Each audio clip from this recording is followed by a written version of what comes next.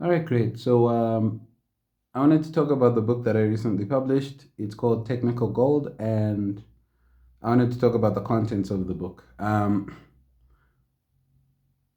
making a book relatively early, but only because I lacked mentality at the beginning of my photography career. There are some things which I learned by running into them in photography, which are really obvious, but must be said because I did not have the simple abilities when I was starting out. Abilities like walk up to someone that you would like to take a photo of. Tell them, I'd like to take a photo of you. And tell them, I'll charge you $5. $5 will cover transport, $5 will cover airtime, $5 will cover whatever it is that $5 covers. It could get you to the next big job. But without this ability to get $5, everything falls apart. Without this ability to approach someone and just speak to them, the most basic of skills, speak to them,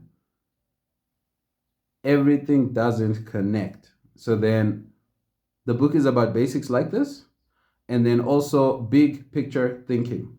There's a difference between me and your average street photographer only because I have an empire state of mind, or I am building something bigger than this person is building using the same building blocks, but I'm building something bigger, I'm building something better, I'm building something more.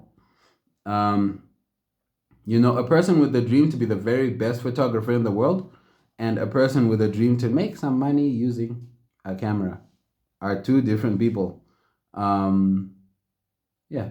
And I want to be the very best like no one ever was. I've read close to 100 books on the subject of photography. I'm working on doing more. I've read dictionaries on the subject of photography that make me faster at learning, like faster at reading. Nothing will actually hit me from a photography book that I do not understand,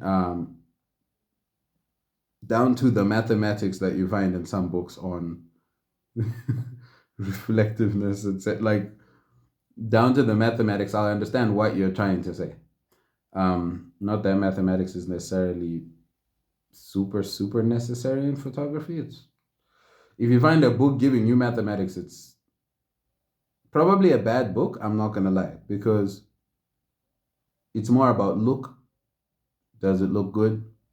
And then you take the picture, or think and then look and then take the picture.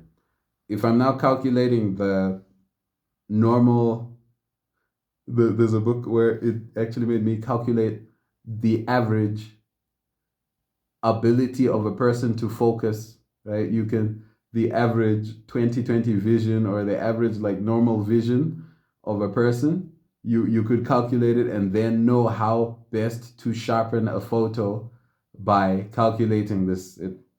This is bad because we're all different. Even 20/20 vision is different in different people.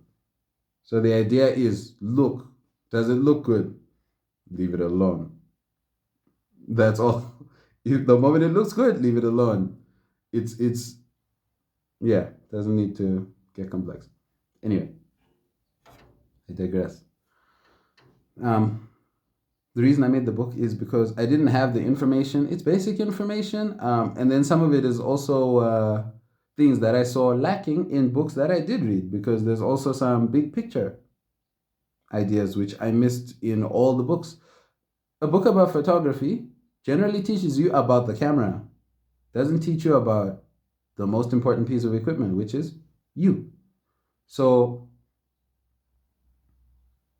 I wrote a book about the most important piece of equipment, you. I'm very sure that like everyone is already a master photographer literally by spamming YouTube tutorials by the time they get to this book.